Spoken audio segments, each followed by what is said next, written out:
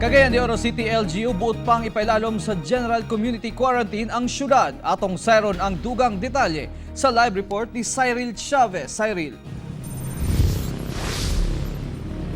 Yes, Real, adunay plano karon ang syudad nga muhangyo ngadto sa Interagency Task Force for COVID-19 sa kauluhan nga magpabiling sa GCQ or General Community Quarantine ang syudad. Human nga giilang low-risk area ang tibuok Region 10.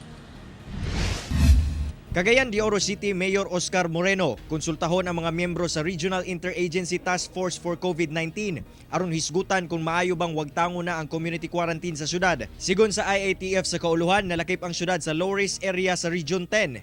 Mamahimo mapila ang syudad sa IATF hantod karong Mayo 13 kung unsa ang angay himuon alang sa kaayuhan sa lugar. Pero sa ako personally, I am inclined to appeal, no? Dili ko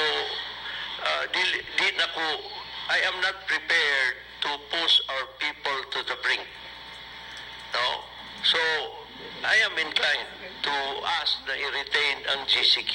Basihan ni Moreno ang rekomendasyon sa Regional IATF for COVID-19 kung unsa ang ipatumang guideline sa syudad.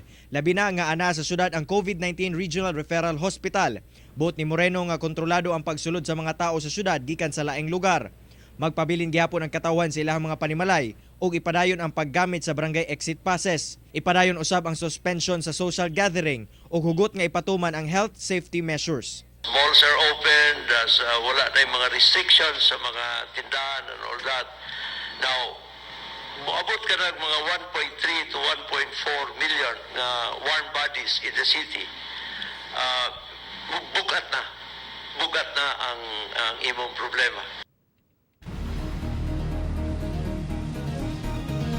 Real bisan pa man nga gi-identify na sa IATF sa kahuluhan nga low-risk area kining tibuok Region 10 sa COVID-19. Dili gihapon matud pa kinahanglan magkumpiyansa labi na kining mga Cagayanon kini aron malikayan ang ginaingon nga second wave. Real. Daghang salamat, Cyril Chavez.